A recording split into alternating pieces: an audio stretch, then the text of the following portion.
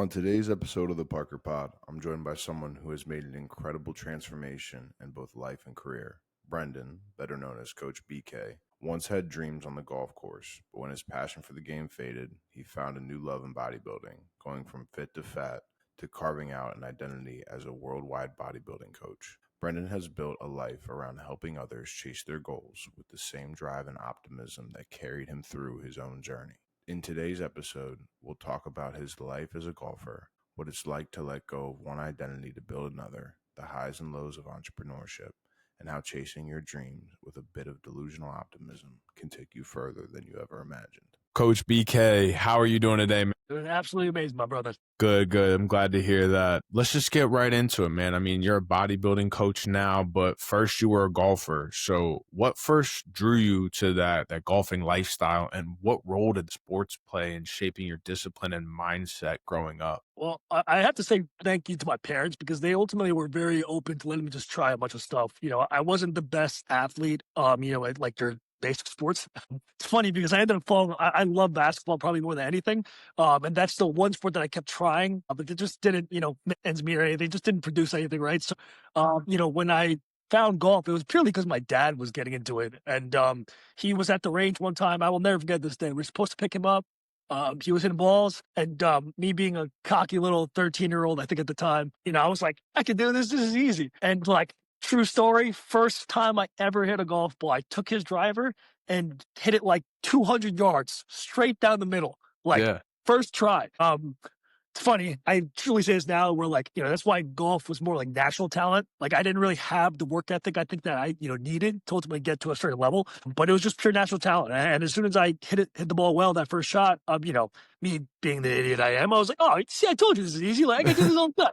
And, I obviously tried it again, did not work out. And then, pretty much after that, the competitive nature kicked in, and I realized like, oh, you know what? Like, well, okay, if I did it once, I could keep doing it. So, I kind of started that journey, and, I got really good really fast. I'm not going to lie. I don't talk about my golf career that much anymore because it's been so long. But, I don't know if you know how golf works, of course. But, in terms of the scoring, the lower you shoot, the better, of course. And it only took me about like a year and a half to break 80. Okay. So, I picked the game up really fast. And so that led me right into my my high school years. Pretty much that 1 year that I developed really fast as a golfer was me going into my high school years. And I basically got recruited to go to this one high school back in Jersey. I wasn't as good as I thought I would be when I first got there. I definitely got humbled, but yeah, that's pretty much how everything got started. And, the rest is history from there. I really got a chance to, make a name for myself, both individually and also with my team. I went to a school called Bergen Catholic in New Jersey, best golf team in the whole state, actually, at the time. Nice. Not sure how they're doing now. Yeah. But at the time, I got a chance to win a couple state championships. My junior and senior year, I was first team all state. My senior year was also the captain of my team as well. Yeah, I really know. I was pretty much fully trying to go pro at that time. Yeah. Do you think like when you went back to it and you weren't as good as you were the first time you did it, was that the first time that like you had that competitive nature kind of strike you in any sport? Honestly, I'm being real, probably. Where like there was that true like internal sense of like, oh, okay, like I can do this. Like I want to keep trying. Yeah. I've always been very like wishy-washy with trying stuff and not liking it. Like for instance, like before, the last thing I probably was really fully invested into before golf was Taekwondo. Actually, Okay. I started Taekwondo at the age of like 5. Yeah. And I went all the way till the age of 11, and I got to I was a black belt first 3 at 11 years old, and but I quit. Classic child stuff, right? Yeah. You kind of grow out of it. You don't want to deal with the responsibility, all that, right? Whatever. That's the one thing that, I was probably as invested, but then, of course that died out pretty fast when you just start to grow up a little bit. But yeah, and I think it's funny you say that. I think that's kind of why, golf became such a, there was so much internal battle, at some point, because I knew I loved it. But, I had to realize at some point, and I kind of learned this more in hindsight after the fact, but I loved it because I was good at it. Because I was good at it. There wasn't really a true, like, internal fire, for it. And I kind of compare myself, not in any way in terms of like, his mystique and fame, but Allen Iverson, in basketball, everybody always talks about it. He was just gifted. He was just an athlete. And, I didn't have that in other sports, but with golf, it just came really easy to me. I could practice a little less than the next guy and still be pretty good. But then once I got to college, I got exposed pretty fast. Yeah. Yeah, yeah. Yeah, it's like that. Like those individual sports, they really highlight your mistakes and also like the things that you practice and the things that you do well. And I think that there's definitely like team sports are definitely important because in life, like you're always going to be on some kind of team, regardless of where you're at. But being able to really hone in on those individual skills, because if you shank a shot, you shanked a shot. It wasn't, someone's fault. It wasn't this person. Oh, the person who, washed my golf You clubs. know, it's funny. It's funny Yeah. you say that. Yeah. That's literally happened to me in a tournament, and I can't make this up to you. The next shot you hit afterwards is the most nerve wracking moment of your life because Yeah. all you're thinking of is, okay, please don't shank this again. Yeah. Dude, that's awesome. So you played all the way up until college, right? Yes. Into So college? yeah. Okay. So funny thing about college, I was, goes against my race, but I'm not really the best in school. Mm, I was never a good student. My parents pretty much knew that by the time I was a junior and senior of high school. That's why they kind of let me just lean into being a golfer and being the athlete. And so I had to kind of learn in real time how to be a student, and it never really worked. So I only played golf until my second semester midway of my freshman year of college. And then I ended up quitting for, quite frankly, if I'm being honest, dumb reasons. There was a small part of me back then where quite literally I wanted just more time to party. So I wanted more time to myself. I felt like the responsibility of being a golfer started to outweigh my actual desire to play it. And then ironically enough, it's so funny how everything worked out. But at the same time, it's when I really became like a meathead in the gym. I loved being in the gym. I loved training. And this is a true story. My coach at the time, me being the terrible student athlete that I was, mm, that if I ever got punished, my punishment was quite literally I had to watch the rest of the team lift, and I had to sit in a square, taped square in mm. the middle of the gym. And Yeah. just that was my punishment. So that's how much I loved lifting at the same time. So, once it started to kind of like overtake, the love of golf, that's kind of where, things start to, go the other way. So, I only lasted for, I would say, in terms of the total amount of like actual years of playing, probably like 6, 7 years. Still a lot, of course, but deep down, I think if I had probably maybe better people in my ear at the time, maybe just a little better sense of self, I think I would have kept going. But that's the beauty of my life. If I kept going, this probably wouldn't have happened, where I'm at right now. And Def so, yeah. yeah, yeah. Definitely not. Was it kind of like a slow loss of passion for golf, or was there a turning point where you were like in the gym one day and you just knew like I'm meant to be here? It's so funny. There's a lot of in between, but I think the biggest thing was when I first got to college, I quite literally felt as if I kind of lifted a monkey off my back. I was so locked in high school, in terms of the golf, even though I didn't practice still as much as I could have. No, but in terms of like my day to day life and what I cared about the most, still no, it was still golf. And the goal of being a pro, that was still the goal no matter what. And so for me, I think when I got to college and I started to experience life outside of golf, a little bit more, I started going to parties, meeting friends, and just kind of getting to that kind of lifestyle, it kind of just slowly started to eat away at that love. And then I think to really top it off was actually probably my coach that basically recruited me to go to school. He actually got fired middle of us. Like basically, he recruited me in June, July or whatever it was. I was signed up, and then he got fired 2 or 3 weeks before I think the freshmen were supposed to go onto campus. And then so they hired some other guy. Don't get me wrong, he's an awesome dude. I think he was a great coach. But for me at that specific time, we didn't connect well. And he was a first time golf coach. Like it was the first time he ever coached golfers. So there was just a little bit of disconnect. And I think that disconnect, along with the fact that I was already losing a little bit of it, became that kind of, I guess you could say trigger point to really make me start, questioning, Yeah. me doing it. And I think that's the beauty of it, though, now looking back, is that I know that I ultimately didn't quit the way I wanted to. I kind of burned that bridge. I was a very ignorant, spoiled kid back then. So to me, I kind of took it upon my own hands. Like I didn't even tell my parents when I first quit. I Mm. let it, yeah, I quit for about a week. I just partied my ass off, enjoyed my quote unquote life at that time as just a college kid. And, in the moment it feels good. You're filling yourself with these like temporary pleasures and all that. But I think deep down, I knew what I was doing. Like I knew I was running away from what I had done. And so, I was one of those people back then where I just kind of just rode the ship until it, all the way. Yeah. That being said, I ended up getting a pretty big reality check afterwards. Then, I say this now, and I really do mean this, but I think quitting golf, was not only just a most pivotal moment in terms of, putting me into bodybuilding, but more so just for me developing as a man. I got, that took me to a pretty dark place for a long time, in terms of like who I was, 'Cause, I played golf in very transformative years, from 13 to 19. And, so, that true sense of self, like, I didn't realize that, wow, like, I had only really just seen myself as a golfer for all that whole time. I think to have that one singular goal that I had for all those years, the fact it got taken away and, you start to kind of question what your actual purpose is. That's kind of when, the little dark period of my life happened. It took me some time to really come out of that hole, I think. I think I tried. It took some steps back here and there. And then ultimately, thankfully, I think when COVID happened, actually, that's when, everything really shifted, towards for the better for me. Yeah, it's funny actually. Our stories are somewhat very similar in that aspect. I played college football for King's College, and the coaching situation. I mean, I got recruited. The offensive line coach that I got recruited by as soon as I got on campus, like right before he went to a different school. Right And on. so like I had to make a whole new connection with a new coach, and I did.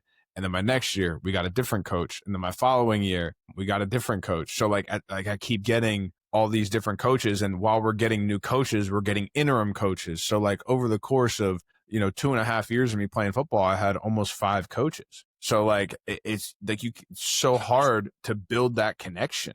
And it's so hard, like, especially when you're all bought in on a coach and their philosophy and how they teach and how they run practice, how they operate, what they've communicated that they want you to do, how they want you to do it. And Yeah, now you man. got to follow a whole different philosophy on the drop of a dime. And it's hard to get back to that. And then I got my 5th concussion, and I had the option to play. I had the option to continue playing, but they also said, one more concussion could be it, could be brain damage, could be like, and I was just like, my options were being weighed, but I'm not going to lie. The freedom of not being on a schedule was also something that I was like, if I stop playing football, like I'm going to have all this free time. I can do whatever I want, whenever I want. Like I'll be free, and fell into the same thing, fell into that post athletic depression, not knowing who I was from 6, 7 years old to 20. I Man. was a football Yeah, that's a player, lot. right? I was That's a always a lot. football player. So like you hit this point where you're like, I'm no longer a football player. Well, what did my friends who didn't play sports do? Well, they had all that free time, so they partied. That's what they did. So that's what I'm gonna do. And then yeah, you get involved with the wrong people and you just go down a path that you're definitely not meant for. And then you have to find something else. And COVID was actually a bad turning point for me. It was a good turning point for you, but that's when I got extremely heavy and extremely out of shape. And then coming out of COVID is when I fixed a bunch of stuff with my life. But transition periods are hard. And you had a very, very significant one, going from being a golfer to a bodybuilding coach and being in the weight room. So how did you navigate that identity shift of leaving something behind that defined you so, it was a big part of your life, and now you had to completely switch? And typically, also, not to like categorize, but golfers aren't necessarily the biggest weight room guys for the most part. So that's a whole different realm. So how was it navigating that identity shift? Well, I think, the biggest thing I think that influenced me without realizing that it did was at one point when I was around 16, I had, hired, my mom hired a golf trainer for me. And I am very like rebellious when it comes to authority. I always was as a kid. And I was always that guy to question. I was always that kid to question things. Not that I always thought I knew better, but that I was always, just curious, So at the time, that specific trainer, his name was Jamie. He was an Asian Australian guy. So he had an Aussie accent, but he was Asian. And Mm. so, can't make this up to you. That single-handedly made me want to listen to him more. And so, but not only just that, he was just so good at meeting me where I was at Mm. and teaching me like not only how to, be a better golfer, but he was the one that started playing into my brain, just like, you want to get in shape. Like, this isn't just for golf, but like, it's just healthier for you. And he was even the one that like really started pushing me past my boundaries of like comfort, where like there was one time, I'll never forget this. I actually still recall this sometimes whenever I make my clients do sit-ups, but he made me do 100 sit-ups in one sitting. And it took me probably 20, maybe 15 minutes, it felt like, to finish the whole set. And at one point, I threw up. Well, he didn't even let me leave, was the spot. No, I told him I need to throw up. He walked real fast to a trash can, put his feet back on my feet, and then I was throwing up as he was still basically getting me ready to do the next rep. Mm. And That level of pushing though is something that I really needed at that time, not just for my physical, my mental too. So he kind of really started getting me, my kind of foot in the door with, getting my physical fitness, priority. And then slowly, like as I started to do that, that's kind of when like, I would do like arm workouts with him. And this was the one thing that really stood out the most was, I would get a pump like in my arms. And, when you first get a real pump for the first time, that is probably like one of the most like candid events for a guy. Yeah. If you're a lifter. And so I'll never forget it. After that, I was just kind of obsessed. Like I wanted that feeling all the time. And so, I mean, I really flipped the script fast. Like I went from being like a non-lifting guy to I was training every day. Like I was training not only with my trainer the 2-3 times a week I would meet him, but I would train the other 3-4 days a week in the gym myself. And it's funny how like that was just pure fun. And then when it became for true progress was when kind of around the college time happened my senior year. I start to see like a little bit of muscular development. Like I start to see my shoulders growing a little bit. My veins start to come out a little bit. And I went from like, like I said, fat to fit a little bit. So there's just a 2-year window. And from there, I just kept wanting to improve. But I will say, and this is the one thing that, I'm able to talk about it now, in a pretty positive light because but in the moment, it was a rough period where, I had moved to Georgia post, college, after that period of time that I quit and all that. And, it was basically kind of punishment, a little bit of reality check. My mom was one suggested that I move to my aunt's place. She was working, she's just a blue collar woman. That woman doesn't give like, she's from the Bronx. She grew up in the Bronx. Yeah. So that woman is going to tell you exactly how she feels every time. Yeah. And so I needed that kind of tough love. I needed the environment. She would wake up at 3 a.m. every day, to go, she owns a deli. And so I was working with her that whole 12 to 14-hour window she'd be working. So I worked 6 days a week, 3 to 4.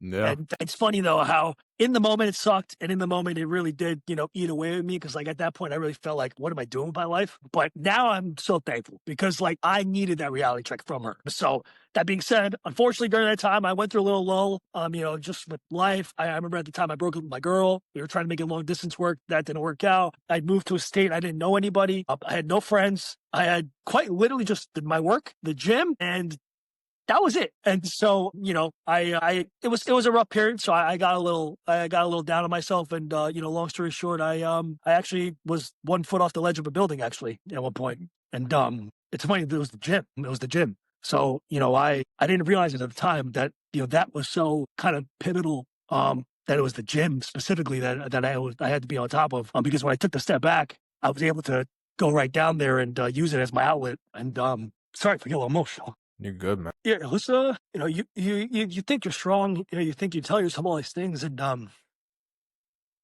I took that step down, I really had to, self-actualize and realize, who I was, and I realized at the time that I had lied to myself for years. Going down to the gym that night, I remember it was like midnight too. Knowing I had to get up and work for like in 2-3 hours, I trained until it was like 2:30 in the morning.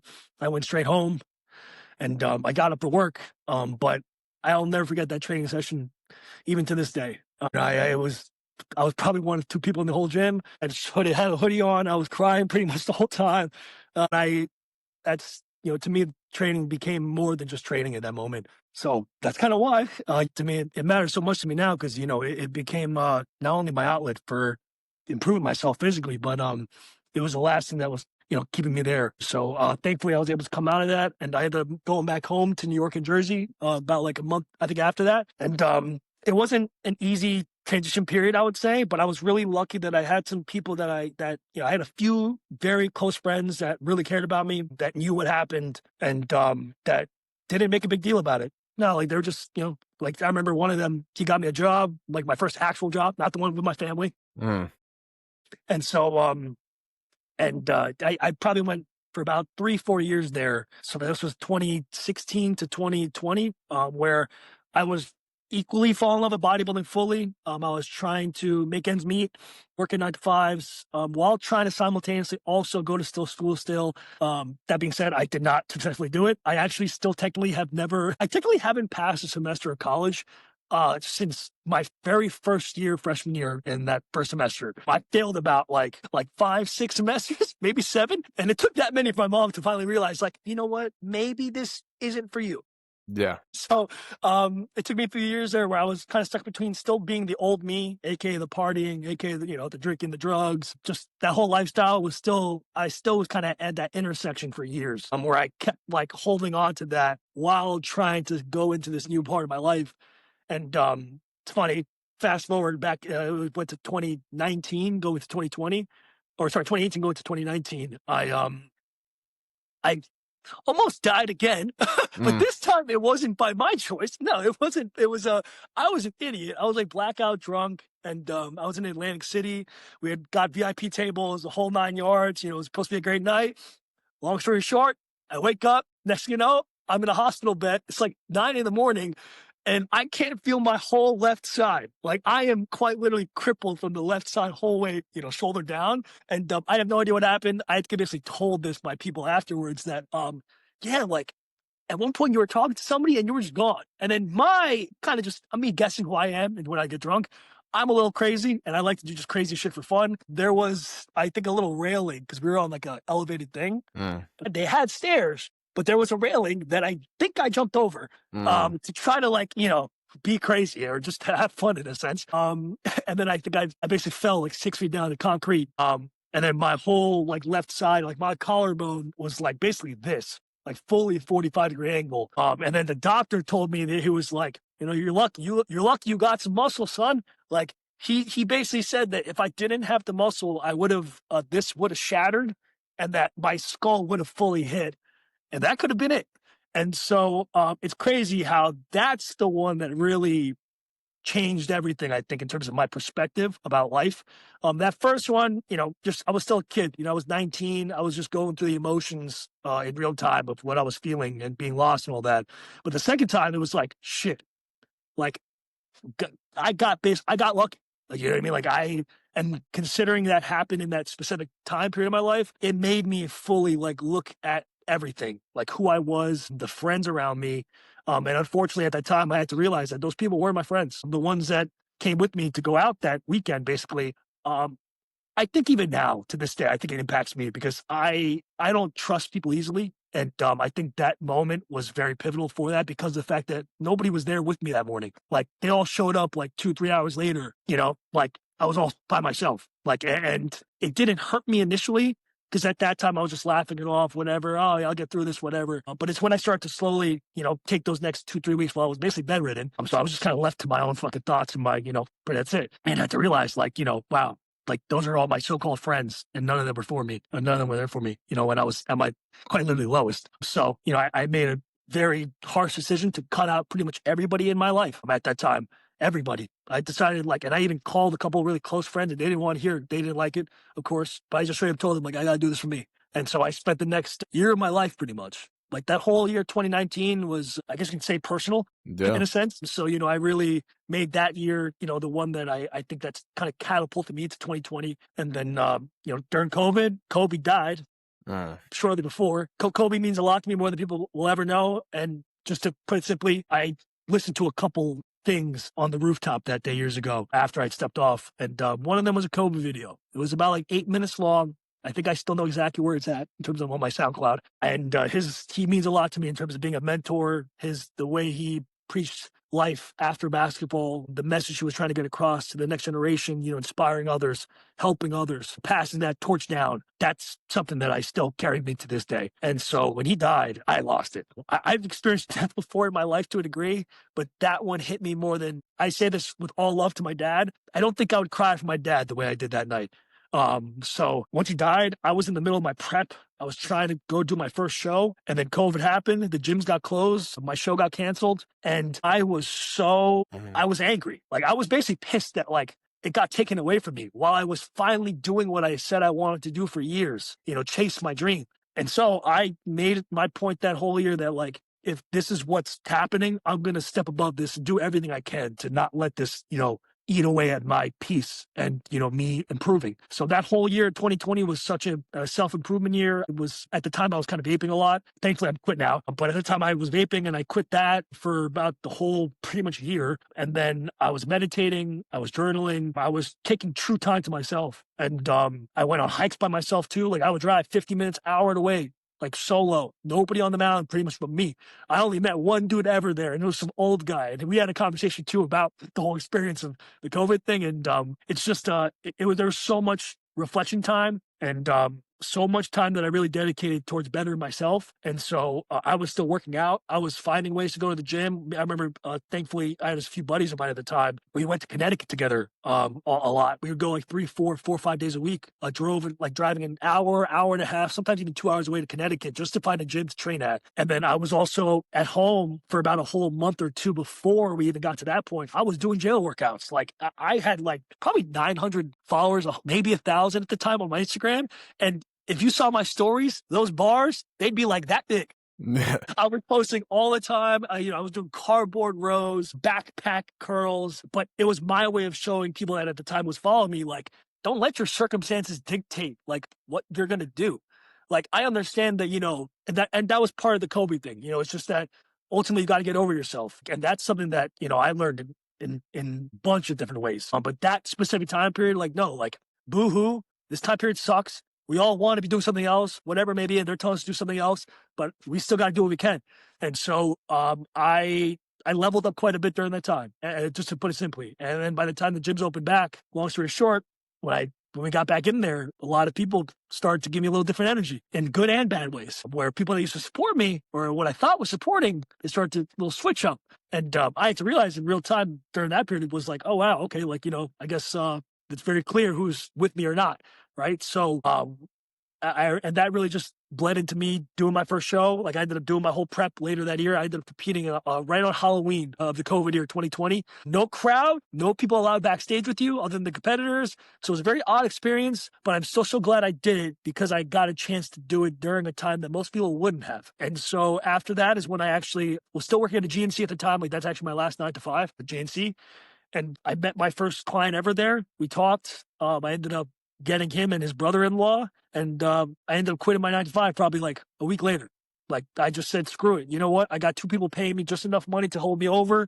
I had a certain amount of money in my bank account, and I just fully bet on myself. I said, you know what? Like this is the time. Like I got to do it. And I just moved into my first place as well. It was a little cheap spot, like studio place in Jersey, and that was just that was the year that really set me up for everything I have now. And so going to 2021, that was the year that I became a full-time coach. I ended up going from 2 clients to, I think by the end of that year, was probably like right under like 25, 30. So I, really like built like a business and from the ground up, scratch, like no followers, no degree, no certificate, just from nothing. And that's kind of why, that delusional optimism, like I still have it even to this day, that like I don't care about I hate to say it, but the surface level stuff a lot of people care about, the likes, the followers, the fame, the recognition, the sponsors, all that. I don't care. Like, I care about making a real impact. And it's because, bodybuilding is what, gave me life when I needed it the most. So I try to give that to all my clients and then some. And it's just anybody in my life. Anybody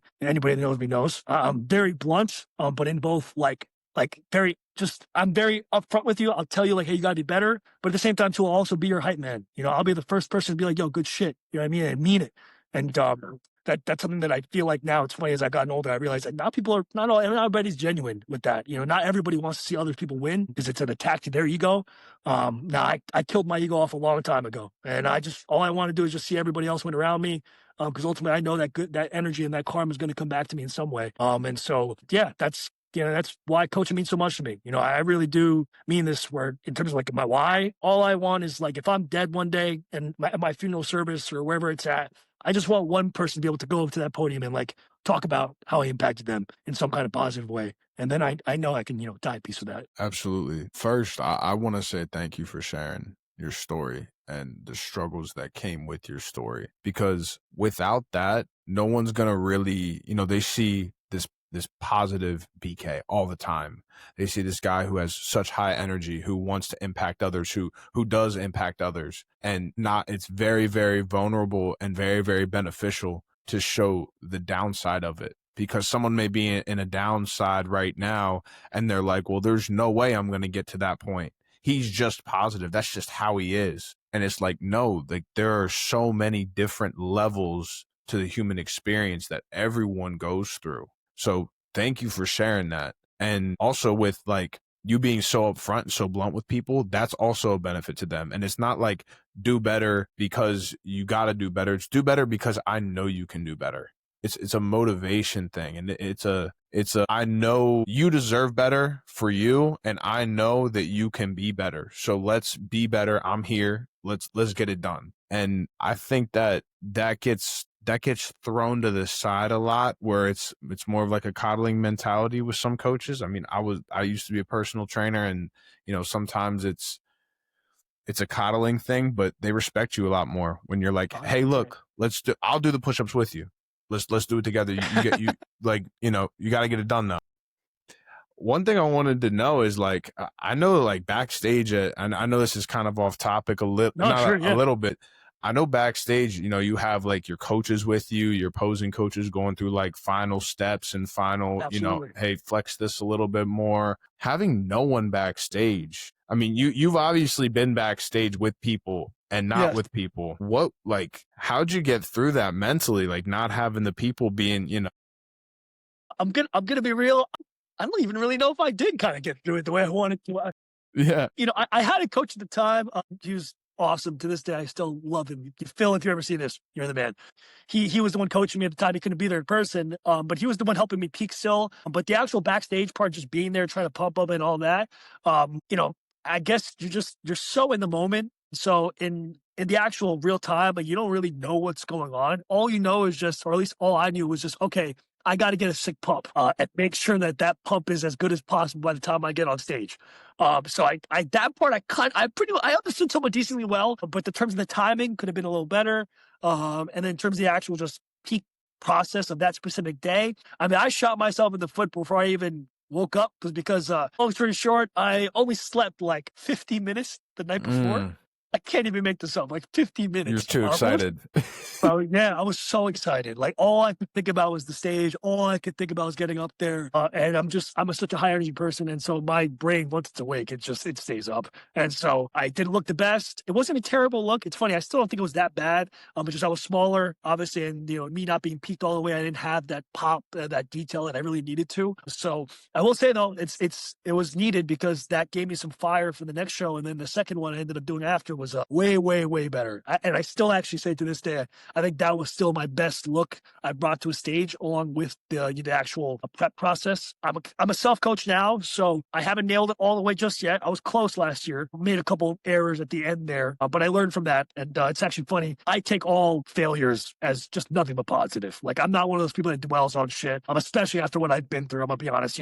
There's not much that can truly phase me, and so if I ever make a mistake or whatever, no, I just know I can apply it for the future, and that's actually why I think my one client Eddie, I ended up turning him professional, like an IFBB pro last year in December. And I truly mean this. That would not have happened if I did not mess up my prep. There was so much data that I collected through my own prep of messing up that I was able to take back and know, okay, you know what, not to do certain things and do certain things.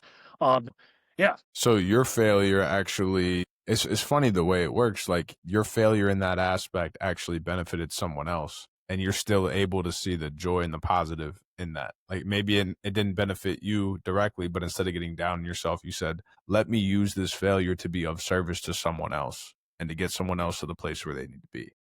Yeah, I don't take myself too seriously. I think that's the one thing I've always been. Even when I was going through my down period, I was still pretty happy-go-lucky and just my day-to-day. But just now, especially with everything that's happened in my life, where I'm at now, no, I know ultimately that there's so many things that we attach ourselves to emotionally, and our success or goals and all that. And I think, anytime that you feel as if, like, you feel like you take a step back, or any mistake, or just whatever, it's whatever makes you feel as if, like, oh, you're not where you need to be, in a sense. No, it's a temporary emotion. And it's something the Coe talks about this, but I always go back to this whenever I go through shit. Back in like '97, I believe it was, that was his rookie year. He infamously like shot like 4 or 5 air balls like in the last 2-3 minutes of a game, in the playoffs as a 18-year-old kid, like in Uh-huh. front of millions of people. This is the Lakers. Like, you know what I mean? Everyone's watching that. Yeah. Everybody's watching, right? And you would think, just to some level, maybe it would get to him and maybe impact him in a negative way, because sometimes that shit can really break you.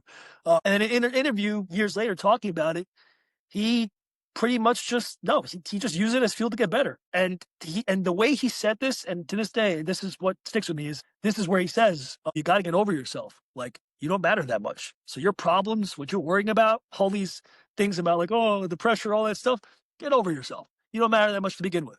So those problems aren't as big as you're making them out to be. And so you just need to break them down and go, okay, well, what happened? And then with him, he just said, okay, well, I was tired. In high school, he was playing only 40 games, I think, a year, 35 games a year. NBA, you play 82 games. So by the end of the year, and especially in a deep playoff run, he didn't have any legs. So what he did was he just got stronger. He got better. He improved. And then the next year, he looked like a whole different guy. So that's like my motto is 1% better for a reason. Like I have that in my Instagram bio to this day. Yeah. It's been there for 5 years since, I put it there because of Kobe. And that's because, no, I really mean this. Like I truly believe that if you can just get even just a little better each day in whatever way, it's going to add up to something at the end of it. And I think now where I'm at in my life over the last 5 years, I can truly say that, that I've been able to practice it and preach it and show it. Absolutely. Kind of going back a little bit, I'm really curious. You said that when you were on that ledge, that the gym made you step back. Was it, kind of explain that a little bit to me. Like you said, was it like I have a workout at 5, like I need to No, so it make was, it there?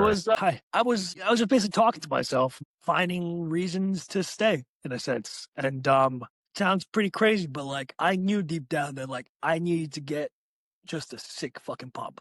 Like I really innately just knew that that would be the thing that to really heal me in that specific time and let me release the emotions. Because like I said, I was crying the whole workout, but just it was because I could actually use the pain that I felt and bring it out in a positive environment. So I just trained my ass off. And I've always been that way. But I think since that night and really just, ever since that night, I think, anybody that knows me in the gym knows I train my ass off. I give my everything.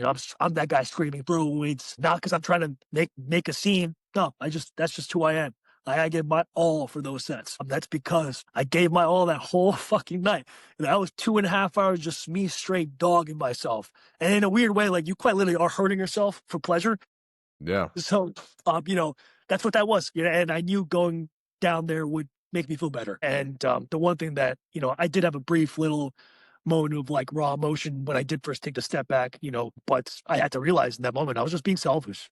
Like, I wanted to run away and just continue doing that.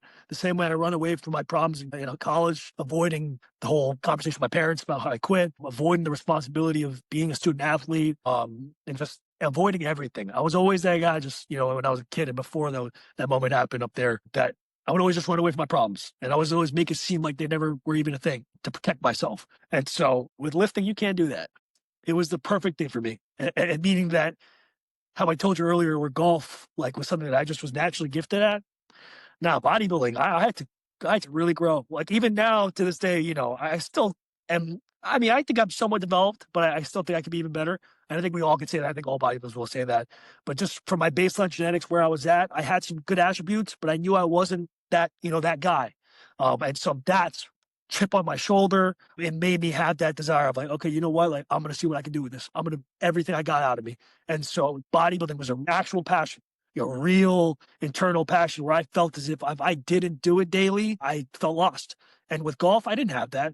No, I felt with golf, there would be plenty of days I'd be like, I don't have to play practice today. It's okay. I know I'll play well still. That was in there, but with bodybuilding, there was none of that.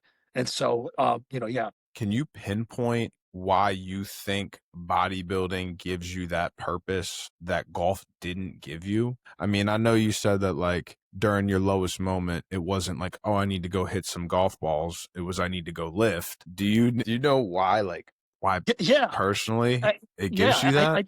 I think well, you know what? I think it's just simple as this. I think when it goes back to like doing hard shit, just doing hard shit in general, waking up early, taking care of chores, doing the tedious shit that you just don't want to take care of. Lifting in its nature is hard. You're quite literally putting yourself in pain and trying to tear the muscles down and they can try to still grow from it. I've never saw it like that. I never did. Even when I first started like with that trainer, Jamie, he made it fun for me. And that joy never left. Like it only grew. And so because it went from me wanting to get fit to like, wait, I see my body changing like this. Like, let me keep doing this. And so when I saw just any level of visual progress, especially come from somebody that used to be fat, it really helped build a new sense of self in that time. And so, I loved bodybuilding, way before I even really knew what it was. Like I was that guy. I was posing, in between sets. Never competed before. Didn't barely knew what I was doing, but I was always checking myself out, checking the progress in a sense. It was just so true to me. Where like I never felt forced. Golf did at some points. Yeah. Yeah, it's funny because you said you were naturally gifted at golf, but like with your spirit and with your purpose, lifting feels more natural than golf. 100%. Yeah. It's almost like you were saying, like you got to do hard shit. Like golf wasn't hard for you.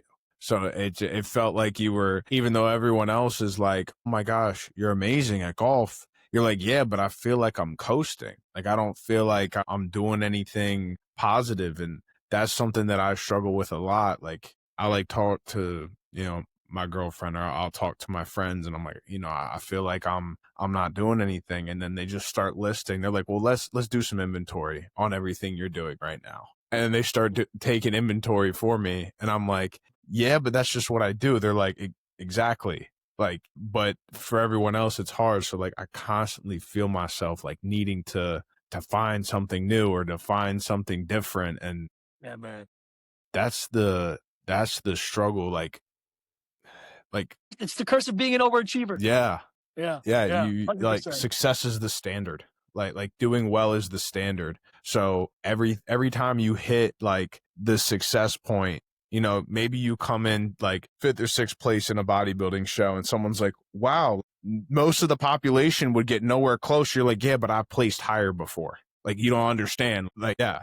And it's something that I definitely struggle with, especially with like what to measure too. Like right now, I'm 244, but I'm 14% body fat. But I used to be 227 and 27% body fat. Like, I'm like, well, wait, I'm getting heavier. Everyone always told me I need to be lighter. Why am I getting heavy? Oh, I'm gaining more muscle. Okay, wait, what's... I will tell you this right now, as a former fat guy, yeah. dude. Oh, it's still messing with my mind sometimes Yeah. even now. Yeah.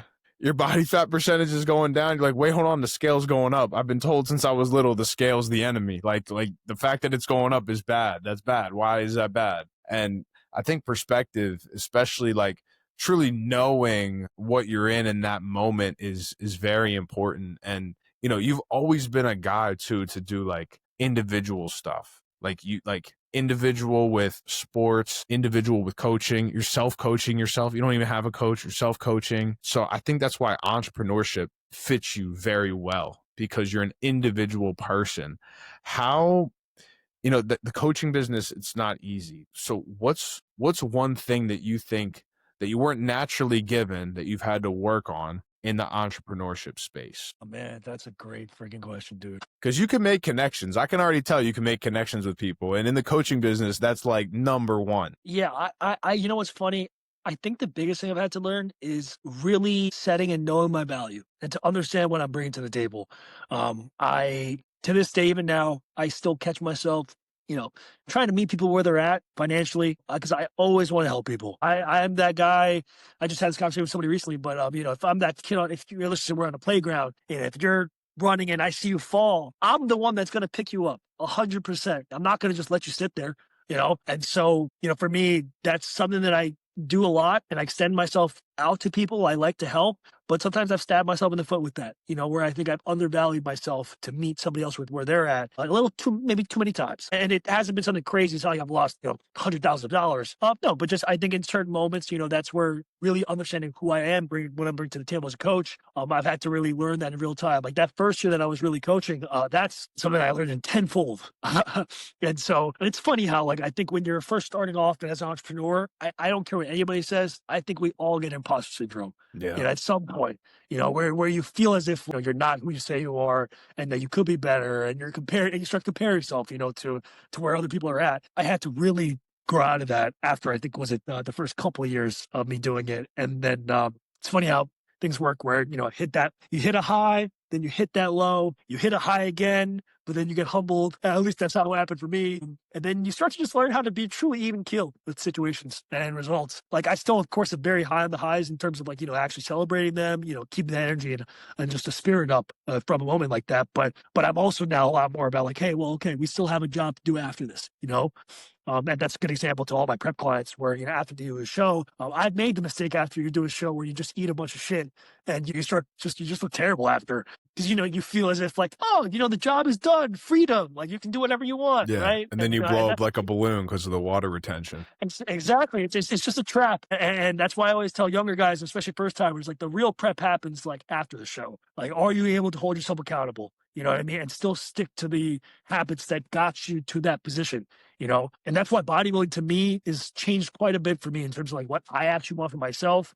Don't get me wrong. I still want to be a pro and I still think I have what it takes. I've had to remind myself that a little bit every now and then over the last year or two, but now it's a little less of this like, oh, I need to do it. Otherwise I'm useless in a sense. Because with bodybuilding, I've learned that now there's so much beauty outside of the actual placings and, the tangible stuff. Bodybuilding is all about the gray area. It's all about the intangibles, like what you're made of.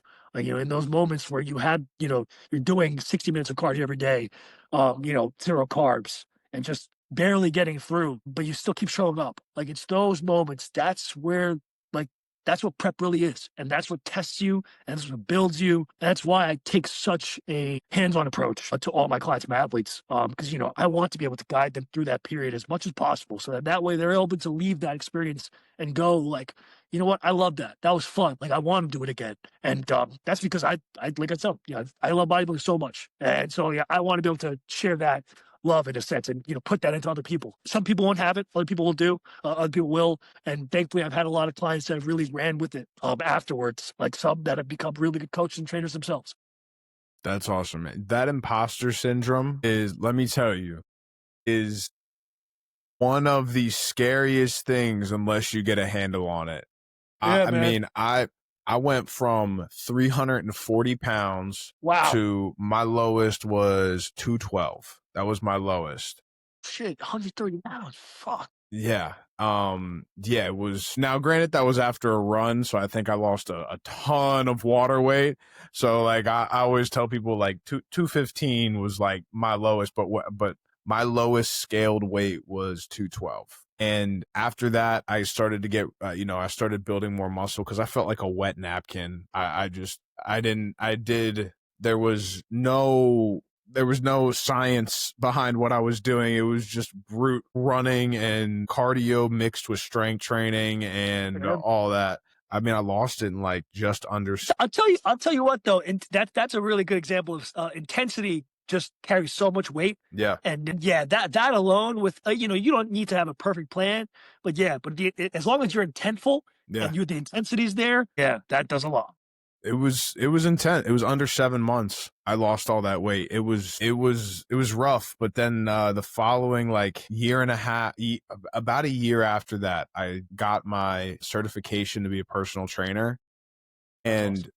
I went in and everyone around me was corrective exercise for the most part. And I'm like, I only really know weight loss, nutrition, and strength training and sports training, right? But I'm comparing myself to all these people who are like basically healers in the gym. And I'm like, well, I don't know how to heal people. Am I not a good trainer? Do I not know what I'm doing? Oh man, and then I just learned, right? Like I just would straight up ask people, like I really had to put my pride to the side and be like, you don't understand corrective exercise. You need to talk to the 3 corrective exercise experts here.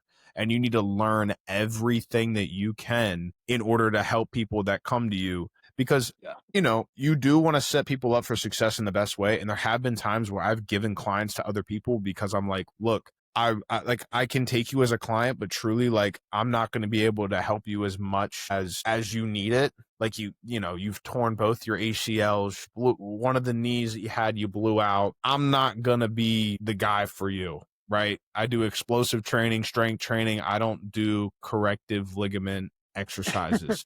I'm not an expert in that. I think that shows the type of character you have, because I think that's something that I resonate with a lot. No, I 100% agree. I've had a couple female clients that have came to me for either posing or prep. I've straight up told them, like, I barely know it. Yeah. I barely know. So, I've moved them on to other, coaches. And so I think that's like, I think that's just a great example of the fact that if you're really just trying to actually help somebody and not in it for your own selfish reasons or whatever it may be, more often than not, that's going to take place. Absolutely. Yeah. And it just like, you get like such a strong conviction too. You're like, I'm going to feel weird in these workouts. Like, I'm going to feel weird telling you how to pose, right? Like if you're doing a female posing, you're like, I'm going to assume you may go up there and start doing guy poses. And they're like, what is she doing? These aren't even the female No, I mean, poses. you want to talk about you want to talk about putting your ego to the side, like, or putting your pride to the side. No, that was the early phases of when I had to, like, say to a couple girls, like, hey, you have to go to somebody else. After the fact, I took the time to learn. Like, I Yeah. had to learn how to, I now I've, be able to take a few girls, up to the stage for bikini. I've taught them the basics of posing, obviously with the nutrition and the actual prep side of it. But I had to learn, I had to learn ultimately, okay, well, girls' bodies are clearly different, and not just in terms of how you're presenting them, but no, also like just what the actual nutrition and the actual training cardio should look like. So thankfully, I had one class specifically back in, I think it was 2-3 years ago. I'll never forget this. Her name was Maya. She was 17 at the time, and she was basically my guinea pig, where she was so open to everything I was teaching her. But at the same time, too, during that time, no, I would, like, on my own personally, I would still continue to, like, look up stuff, research, like, what the best, just kind of plan might look like or whatever it may be, and just taking things from certain people, right? And so, yeah, I think that's something that Kobe talks about this too, man. But, you got to always be a student of the game. You can Absolutely. you never know, there's no such thing as knowing everything. Back to that one question you asked me in terms of, like, the one thing as an entrepreneur, not only just the aspect of knowing my value, but also that too as well, 100%. Yeah. Yeah. Cause you're like, all right, I'm a coach. And then it's like, wait, you got to, like, balance your books, find a way to invoice, and you just, like, there's so much, the learning doesn't stop with the certification. 100%.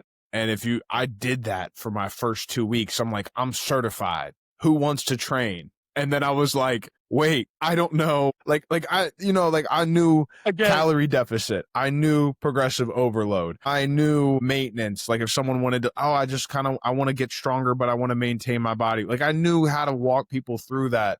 But I had another trainer that liked the way that I coached and liked the way that I held myself in coaching sessions. And I was asked to prep them for a bodybuilding competition. And I was like, you would be so much, like, more well served with someone. The level of intensity that I would need to, like, you want to do a show in 6 months.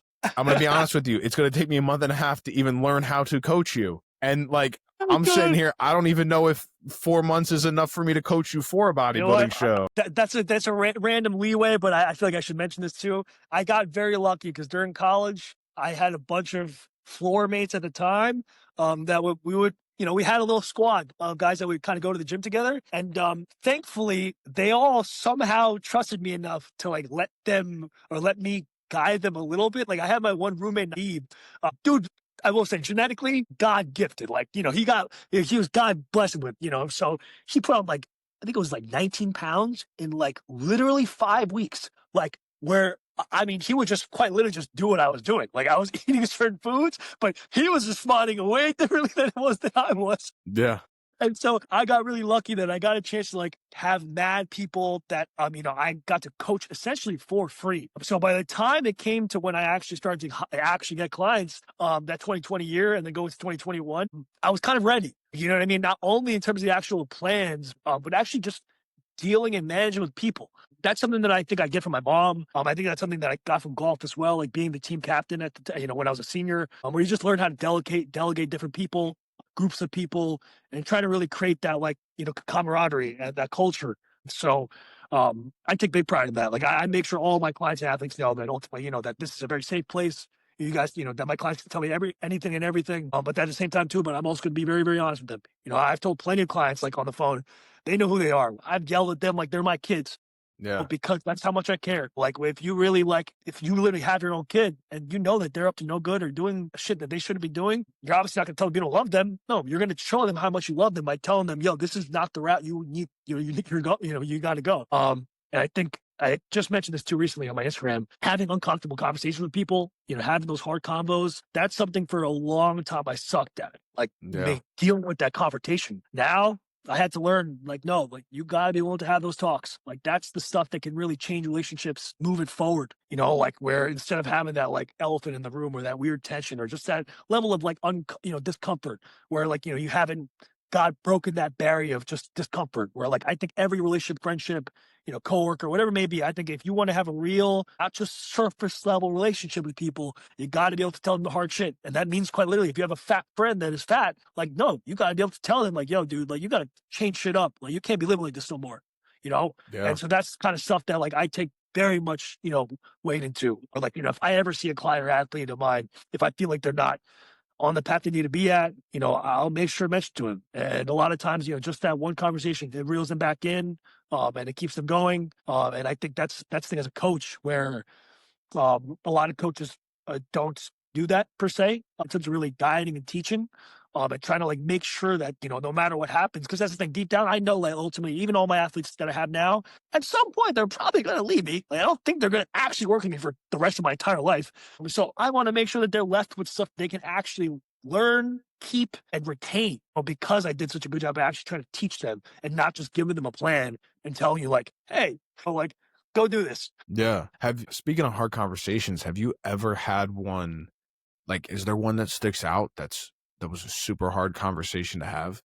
Yeah, actually, 100%. I had because it wasn't the type of hard combo that, for more him, it was more for me because, I had a client, who unfortunately his dad passed away last year. It was during prep. It was like 7 weeks out, 8 weeks out. To be honest, I was the one that was telling him like, "Hey, we should, it's okay, bro. We can totally like do it another time. Like, if you need time to yourself." And he was so like adamant, like, no, I'm going to do this. Like, I'm doing it for him. Yeah. And that's why it was hard because, like, after the fact, I had to sit with that weight and emotion. I'm very much an empath, so I feel everything. So I remember being a little emotional after just that call, and then lo and behold, he ended up winning his class, like his at the show that he did. And so he had a whole. I still have like the video, I think, saved somewhere, but there's a video of him like walking out, crying like a motherfucker, and Yeah. but I get it. And like I felt that too. I remember when we got off the FaceTime call, I was like, oh my God, you did it. I remember that night I must have cried for like 15, just 20 minutes, just sitting there being like, damn, you know what? Like I was the one that helped him that shifted him to that. Cause like that's the thing. I made sure when he told me what happened with the dad, because he texted me something. I remember I was the one to like I think I either called him right there and then or I told him like, yo, we gotta get on a call. Because I knew right then and there like that there's only one or two directions or two different directions that he's going to go with this. It's either he's going to use this and get better and improve and become more of a man, or he's going to let this break him. And I've been there.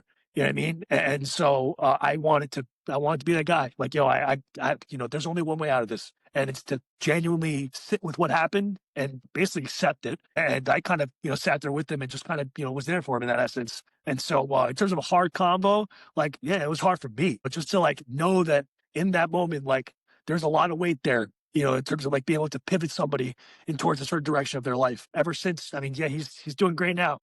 Yeah. Yeah. Whenever we get hit with stuff like that, there's always two routes that we can go. And I mean, props to your client for taking the route that at least I deem to be the better route. I'm not saying, some people are like, well, maybe he should have. Okay. Everyone's opinion is going to be everyone's opinion. But in my eyes, the person in your life has passed and you can do one of two things. Eric Thomas talks about this. I don't know if you know who Eric Thomas is. Of course. But you can die with the person or you can make a choice to live for them whenever that happens. And your client made a choice to live for them, which I think is very admirable. And it also shows your impact as a coach because I'm sure part of him didn't want to let you down either. I'm sure, but I think that's why I wanted to make sure that he knew that, like, dude, like, you're my guy no matter what. Like, and so that's why it hit me so hard to like when he did say, like, no, I want to still do this. And so, we have such a great rapport now. Like, that kid's like my little brother, and him being 20.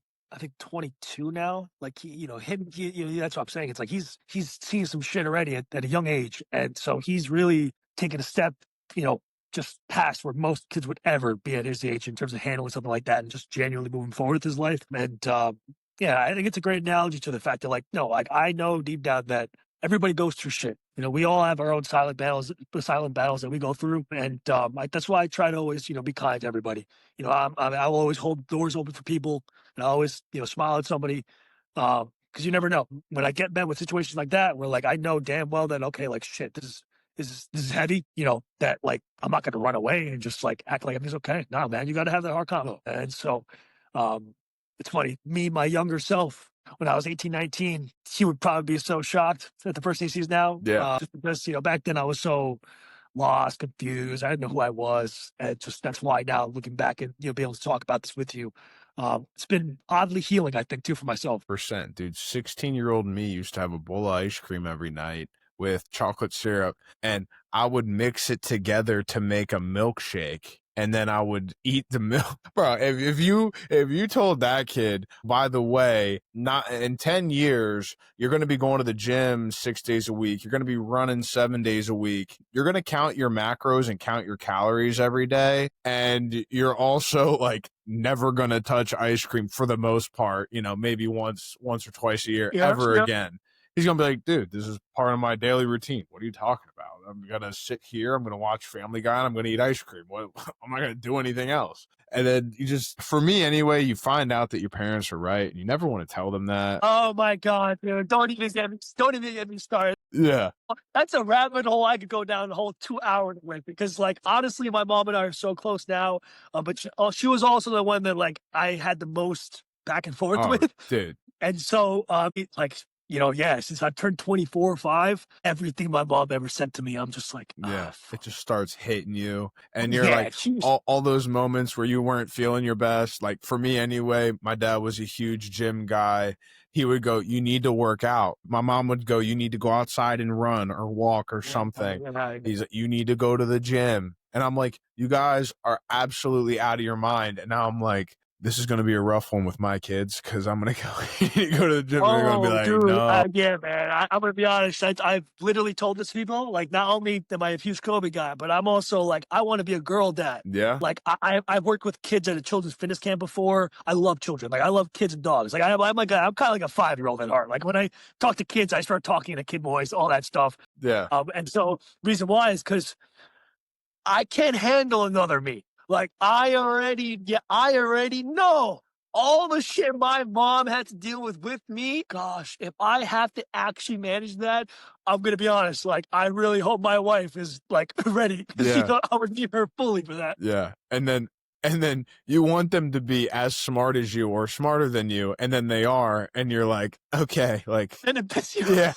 Well, it's so funny you say that, though. I think that's something that with my own clients and athletes, like, some of them, it is what it is, but they have better physiques than me. For instance, like I have a bunch of like young kids. They're like, I'll be honest, they're like 19, 20. Yeah. And I look at them and I'm just like, I hate you. Like how? Like, how are you already there? But that's the thing, though. But there is that sense of true pride, because it's like, okay, well, at least I can say that I'm a part of that. Yeah, absolutely. And you've even with that, right? Like you could take that and you could use it. It could hurt your ego or not, but you have like what you call delusional optimism. So with that, what does that mean to you?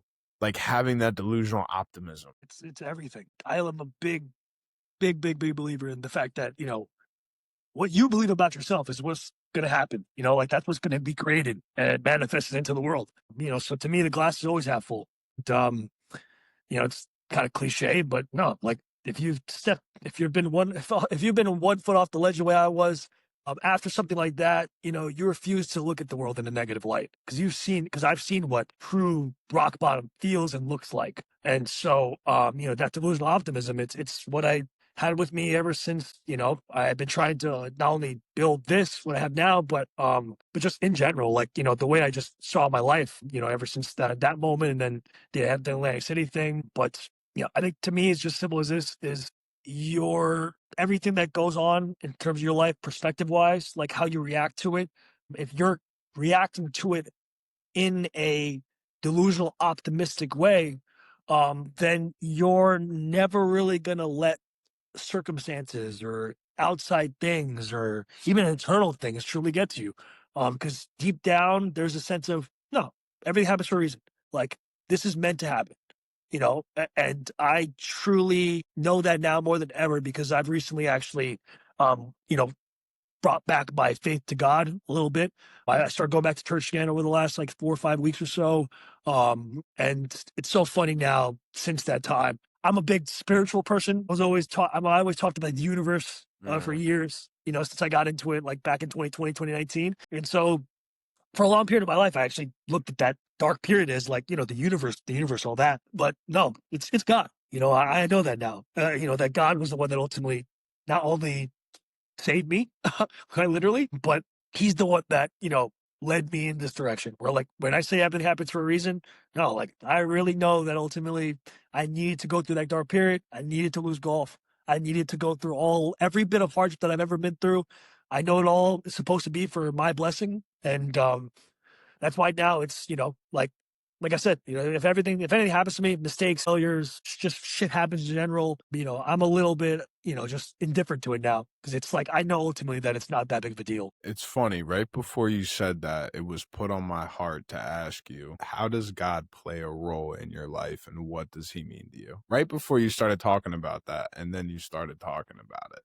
So through all of this, what role has he played and how has he impacted your life? I mean, it's funny. I've only recently started to pray to him again over the last year or so, but I can say now in my present exact moment, he really has been everything. And even when I didn't feel like his son, even when I didn't feel like I was worthy of that love, in essence, that Jesus and God gives you, um, I was still being guided. And that's why crazy how I think for years I was kind of living almost like a very holy / godly life, meaning just in terms of helping others and, just basically living for others in essence. Because to be honest, I think that's quite literally what I do, to live for other people's, success and happiness and all that. So it's, since I've gone back, whenever I catch myself praying or, whenever I pray, there's always brief moment during those prayers where it's like, it's almost as if like that whole time that I wasn't with him, the extra sense of like warmth and presence that I have when I do pray, I really feel it because of the fact that like I know now that it's like, you know what? Wow, like everything was quite literally guided by you, aka God. And so I'm still learning what it really means to be, I think his, living under his name and living more like Jesus. I'm not perfect. And that's the one thing I'm learning too now that it's like, we're all sinners and that we all can't expect to be just like Jesus because there's a reason why he was Jesus. Yeah. And so, but living under his light and in his image, and what that looks like and what that feels like, I can truly say this now that I'm starting to understand that more than ever. And so, I think as long as I won't ever lose gratitude. I'll tell you what, that's the one thing that I never lost, and I never will ever since what I've gone through. But it's only been doubled down even more so because of the fact that it's like no, like every day really is a blessing. Where we are lucky truly every day to be alive. And I knew that always for years, but now I know that more than ever. Absolutely. One thing that I've learned, or when I say recently, I mean, I've always been a Christian. I even briefly started a Christian clothing company, but recently it was very brief. I'm going to stress it was so brief, but I really started to even look at it from a scientific standpoint. And I know that like they're supposed to be separate in a way, but whenever I ask, like I receive like almost immediately, like, hey God, how do I navigate this? What's my way to, and then he just goes, here, do this and do this and do that. And I'm like, wait, hold on. They always made it seem like it wasn't that easy. Why is it that easy? And then you have to follow him and you have to obey him. And sometimes it seems so weird. Like it just happened to me today. I was in my neighborhood and I'm passing through my neighborhood and it's starting to rain. Everyone has their trash cans out from last night. And one of my neighbors has their lid open and God goes, go shut the lid. And it's like down the block. Like I'm walking like, almost Yeah, a yeah, quarter mile to go close this person's trash bin. yeah. But I was like, no, it's not that big of a deal. And I felt so convicted. It was like, no, do not go in the house without closing the lid. And like, you can't Yeah. just obey what you want to obey. It's weird. You got to obey all of it. Even the stuff that's like, this is so weird. Why am I doing It's this? it's crazy you say this. Literally had this moment probably a week ago too, where like I went to one gym specifically, but I can't tell you why. Yeah. I literally went to one gym specifically that day, just out of like some reason. I ended up talking to somebody for like 20 minutes at the gym that day. And it was what I consider a pretty like important conversation for, I think, him, like in terms of like adding value. And it's funny. I literally thought about it right after the conversation was done. I was like, okay, like I was supposed to meet him. Yeah. That's why I came here. Yeah. Yeah, dude, it's insane, that purpose. And I mean, Like there's so many instances where that's happened, and then I fall away, right? Like I fall away from listening to it, and then when I start listening to it again, him again, not it, him. Yeah. It gets. I'm like, why did I stop? Why did I stop doing that? It's how I feel too sometimes, honestly. Yeah, dead ass. Yeah, for real. For real. But I think that's the beauty of it though, and that's why I've like been so enlightened over the whole last 4 or 5 weeks is the fact that like I quite literally felt like I was emotional that first day when I went back to church. Like I'm talking, I went like 11, 12 years, probably 13, that I just never went. So, I really felt like as if like I didn't belong almost. Like I felt as if like I'm not ready for church almost because I didn't feel like I was ready to be, in his presence again. Like I felt as I was that Yeah. son that was so far gone Yeah. and that like there was no point. And at the end of that specific day or that specific service, I can't make this up to you, but this woman sat next to me. She could have sat next to anybody this day. She came late. She sat next to me, and then at the end of the service, she found out because I had to raise my hand because they asked like if there's any newcomers here, and I raised my hand. But she was so welcoming. She was so like, "Oh, God bless," like Hallelujah. And she was the one that asked me like, "Hey, do you want me to come pray with you up front?" And so she took me to a minister, a couple of them, and they literally prayed for me. And I didn't bawl, but I cried. Like, it's because like, what they were saying in the prayer. Like, I remember one of them, one of the things they were saying was like, dear God, please help this child release whatever he's holding on to. And as soon as they said that, like that just clicked in my brain about like the fact that like, why am I holding back? Like I'm under God's eye right now. Like I shouldn't feel like I'm being judged. You know what I mean? Like I can let it out. And so afterwards, I really thought about it, but I'm just like, I really think that God took took that woman's, body in essence and was there for me that day. Yeah, I'm still learning what it means to, just be, like I said, under his light. But I truly know this now that like, as long as you can keep him at the forefront of your mind, in most situations, like what would God do, not what you would do. That's the thing now that's really, I can't help but just ever forget now. Because like, there are just certain moments, it's like you want to let that pride kick in.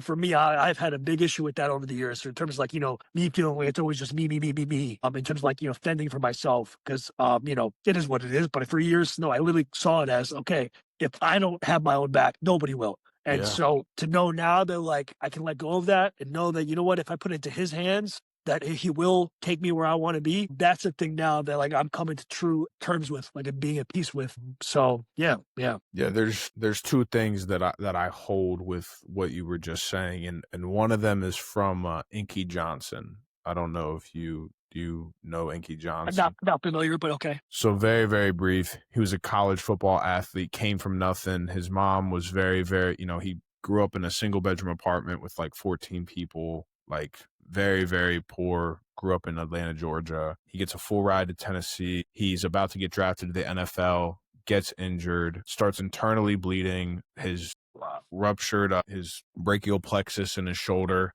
pops out, all the nerves come out of his arm. He can't play football anymore. He was about to sign a multi-million-dollar deal and save his entire family from poverty, essentially. Yeah. And if you truly want someone who I think is inspirational, I would definitely look him up and listen to some of his speeches. He's really got me through a lot of tough times. But one of his coaches when he was younger, they couldn't pay for football gear and football practice. So the coach said, I'll pay for him. Like I'll sign them up, I'll make sure that they can play football. Okay. And he asked the coach, he's like, why do you do what you do? And his coach said, the coach said, if you always make sure that someone else is okay, God will always make sure that you're okay. And that was it. Then he left. And like that, whenever I'm in that me mentality, I always try to remember that because it allows me to separate the me mentality. Like especially like gratitude helps me with that too. When you start taking into account like everything you have, like I have a desktop computer that's rainbow colored right now. Like I have a home. Like I have the opportunity to pay for a mortgage. Like who has that? You know what I mean? Like I have a full-time job. Not a lot of people do. My full-time job pays me very well. Not a lot of and it's just like, and you have disposable income to help people. like there's so many things that like I often throw by the wayside in my life, and that saying brings me back. And also whenever I'm really, really stressed, because that me comes from a survival mechanism in my brain. Yeah, same here, man. Same here. And there, I'm curious, are you an only child by chance? I'm not. Okay, well, I am. So Yeah. I like, yeah, I grew up just even doubled down more so because of that. Yeah, well, I mean, in a sense, like growing up, my family, they didn't, I mean, I don't know how your situation was, but like all of the resources, in a sense, were split up. So it was even more like, no, I got to get this, because you're going to get this, you're going to get this, and you're going to get that. Like, I got to make sure that I have this. I'm not saying it's a different mindset, right? But then you also learn, I get what you're saying though. Like, you didn't have to share. Is that what you're Well, saying? Or is it? well, it's not really the sharing part. I think it's more just my parents are divorced, so I didn't Okay. grow up in the most perfect home. So I think I just learned how to compartmentalize and just deal with things on my own, and like learning how to cope in your own ways, whatever it may be. And so, I guess that's kind of why I'm just asking only because like even if you did have siblings, no, I think deep down like if there's any level of where you felt as if you had to be able to take care of yourself before your own parents would, man, 100% that like me thing is there. Yeah. Well, I I definitely like personally I don't my parents did they did take care of me to the best of their ability possible, right? Like I'm not saying that they didn't, and I don't want to discredit that personally. I just don't want to discredit them in that fashion because Of course. they did everything that they can. And I did grow up well. I'm not going to say like, oh, I had such a rough childhood, because I didn't. And that's not going to be genuine for me. But there was like, it was simple stuff. But like when it's all you're exposed to, it's like, oh, we only got 4 chicken tenders in the fridge. Yeah, we got other food, but I want chicken tenders. So I'm going to take 2 of them now, or maybe I'm going to take 4 of them now because I want to make sure I have all the chicken tenders I can get. And it's so dumb, right? Like, but like you're 7, you're like, no, chicken tenders are gold. You don't understand. You know what's funny? I can only resonate. I can say one thing that might be very similar to that, but I think same principle. I used to get on my parents all the time, like me being a golfer. I was like, why can't we get like the Nike stuff? Why can't we get the nice things? Like I was always talking about the brands and like getting like specific like stuff just for the sake of like it being nicer or whatever it may be. Like that's the thing. That was a selfish desire in essence of like me just want me in a sense. Yeah. And it's when you get out of when you start like taking care of yourself and you have that mindset. Another thing that sticks with me is I forget where it's from exactly, but it's God makes sure that the trees have water. He makes sure that the birds have food and all the animals of the earth have food. You're made in his image and likeness. What makes you think he's not going to take care of you? You're right. 100%. 100%. Yeah. That's one that sticks with me. Those are just 2 that I, for some reason, just keep popping up at the forefront of my mind. I feel like because on one end, I'm very me sometimes, but it's also like I also have this mindset of like, no, I'm doing it for my future children, or I'm doing it for the future. That's why I'm doing it. But me now because I'm doing it for my future children, and it takes away from what God wants us to do in the present moment. Sometimes. Well, what's funny, I will say that this is something that I think I've really had to learn to myself, but the only way to be truly selfless for others is you have to be selfish first. Yeah. And that's something that I've really had to learn that, I have so much love to give. I have so much energy to give to others. It's something that I just genuinely love doing, but it's got to come from a place where I'm fully, where I need to be. Yeah. Yeah. And so, that's something that I think as a coach that I really had to learn in real time that like, I've changed a lot over the last, 3 years. Like I moved from Jersey, to Florida, 3 years ago now. And, I feel like it's been 10, but just how much development I've made as a person, both just spiritually, mentally, physically, everything, and just the way I see myself in the world, it's evolved so much. And so I think that's a big reason why my business has grown a lot this year specifically, because like, I think this is the first year that I can really say deep down as a man that like, now I know who exactly I am.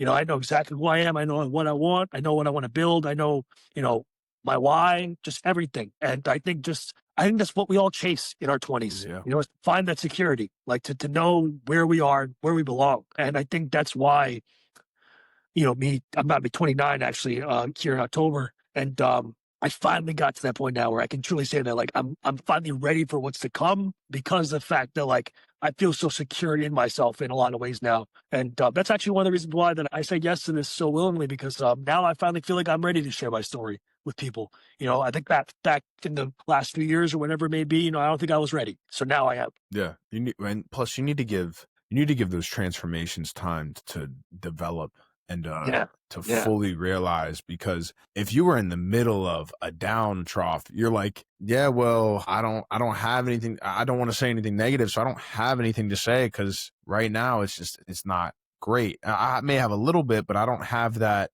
And guess what? BK came out on the other side of it. And that's the story that everyone needs, because they need that, hey, it gets better. Even no matter where you're at in the journey, it gets better. And it gets to that point. And one thing I want to ask you is if there's someone going through a similar situation that you went through, what's one piece of advice that you would give them, or one piece of advice that you wish you could have given yourself back? Don't be so hard on yourself. Don't be so hard on yourself. I think, we try to cover up as people, our egos and pride, but no, we all are human. We all want to be somebody, we all want to matter, and I think when you get to those points in life when you feel like you don't matter right away, you just got to remember, like, no, don't be so hard on yourself. Like, pat yourself on the back for what you have done and who you are, not for who you want to be or you think you can be.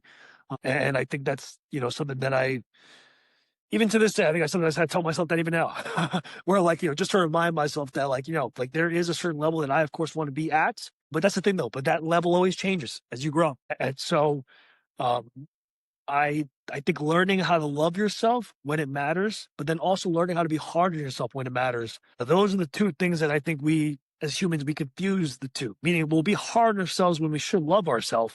Mm, And then vice versa. We should love ourselves when we're being hard. You know what I mean? mm. And so, yeah, I think that's the biggest thing is just don't be so hard on yourself. And I think as long as, that's truly there, and this goes back to the COVID thing, like, no, your problems aren't as big as you really are making them out to be. And I think those two really together, I think it will help somebody, potentially maybe save themselves from themselves in a sense. Yeah. I mean, I would really like to do another podcast episode with you as Sure. well, because I really like your energy, B, how you articulate yourself, and the message that you have not only for your clients and the people you train, but for everyone in general. Thank you. Dude, it's truly been a pleasure. Is there any final thoughts you have for anyone that's listening right now? Yeah, honestly, my best thing to tell anybody out there is you think you have all these plans for yourself. You think you have all these goals and these certain things you want to accomplish by a certain amount of time. Man, life doesn't always go the way you think. And I think that's the beautiful part about life, though, is that ultimately it will take you where you need to be at the end. But that's the thing. We get so caught up into like trying to control that and trying to, make certain things happen that, we get lost in the way. And just remember, like, life really is beautiful. It's a blessing. And, whatever you're doing, whether it could be a boring 9 to 5 or, living it up somewhere, both are still equally the same. You know what I mean? One life is still one life. Yeah. Awesome, man. Do you have any social handles you want anyone to follow you on? Pretty much just my Instagram, BK Official. I think if anybody looks it up, they'll just type in BK Official, it should pop up. But yeah, I'm pretty low profile when it comes to like the other social media stuff. I think I plan on making that, a change at some point in the near future. But for right now, that's my main thing. Okay, awesome. Well, again, man, thank you so much for coming on the podcast. I really enjoyed this conversation. I appreciate you taking the time to be on the show. Already know that.